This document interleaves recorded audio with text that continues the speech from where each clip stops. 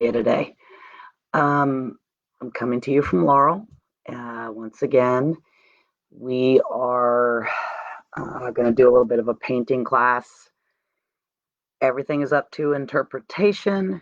You do what you want. I came up with it so it can always play around. So this is what we're going to do. The interpretation is going to be completely up to you. One thing that I did forget today, which I should have brought it with me and I didn't, is Q-tips can be used for this part of the painting. You can use a paintbrush, but Q-tips, it's perfect. And as well for the tree, if you want to add the tree.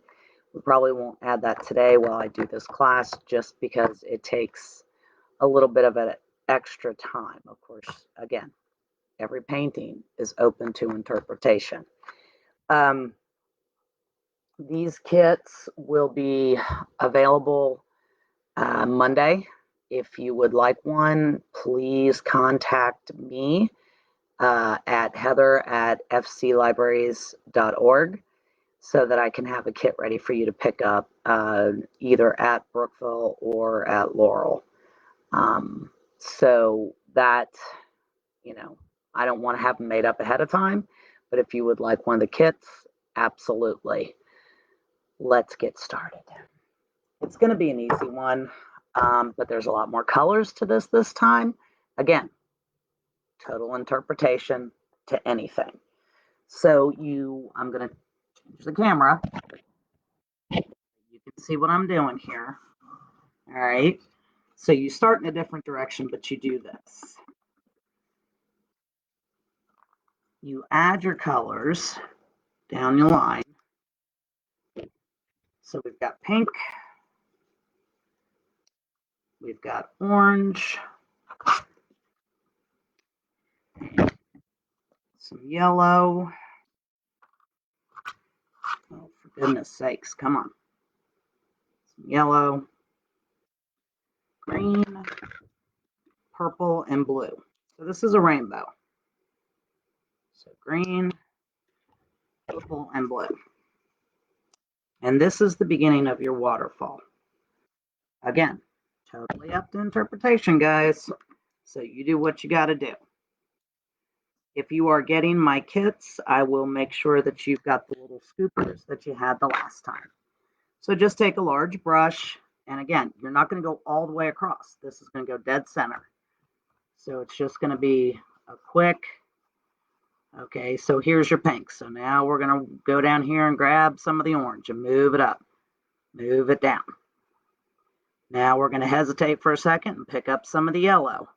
If there's not enough, if it looks like your colors are bleeding, which these did, just grab yourself a paper towel, wipe off the excess off of your brush, add a little color back to it, and keep going.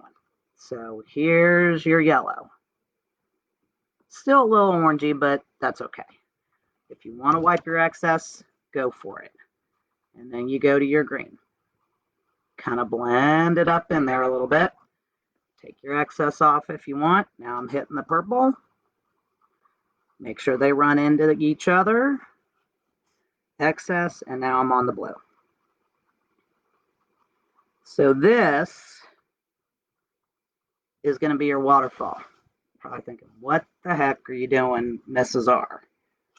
Turn it this way now. This is a little bit trickier.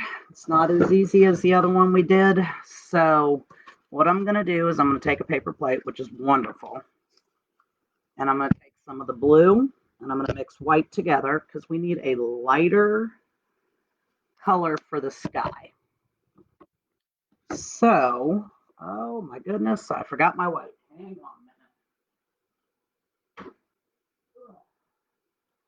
So let's just mix the blue and the white together. We have to do that just to lighten the sky up a little bit. And you just mix them up. It's nothing major. Again, one more time. Nothing is perfect. Every bit of it is open to interpretation, okay? So now you're just going to basically take it straight across however you want to make an even line. You might get some extra color in there from your rainbow. So be it. Not a big deal. So take your blue straight across. Because you got to have an even line because you're going to have water, right? Then all you got to do is just add it up top. Again, this is all this is. All interpretation, however you want to do it. These will be a little bit bigger canvases for you this time. These are going to be 11 by 14, hopefully, I should say. So once you got your sky in there, you can do whatever you want. If you want to add some white because you want to add a little bit of texture to it, go for it. So now I'm pretty well done with my bigger brush right now. Here's the tricky part. And I cannot guarantee how this is going to turn out, guys. You know, goes sideways sometimes, and sometimes it works. So I'm going to take some white because I've got to give my waterfall some breaks so it actually kind of looks like water. My original use, I used a fan brush, but I just thought that might have used a little too much. So I'm just going to take a thinner brush, some white paint, and very carefully just put a little bit of white, almost at an angle, just to give it a little bit of depth coming off. And you can add as much as you want. You almost want to take it at just a little bit of an angle. Doesn't look perfect, guys. Again, one more time. Not an artist, but it is something fun to do.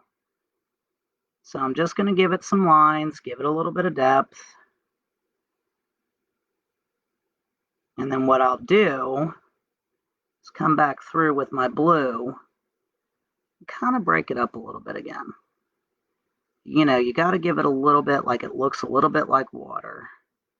If I use a fan brush, it looks a little different. But it doesn't have to. And fan brushes, not everybody has one.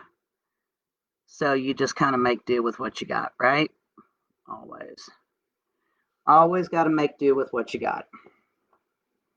So, you know, it's not perfect, but made it a little bit happier and give it a little bit more that it looks like the water is moving. Now on the bottom, as I said, I meant to bring the Q-tips and I didn't.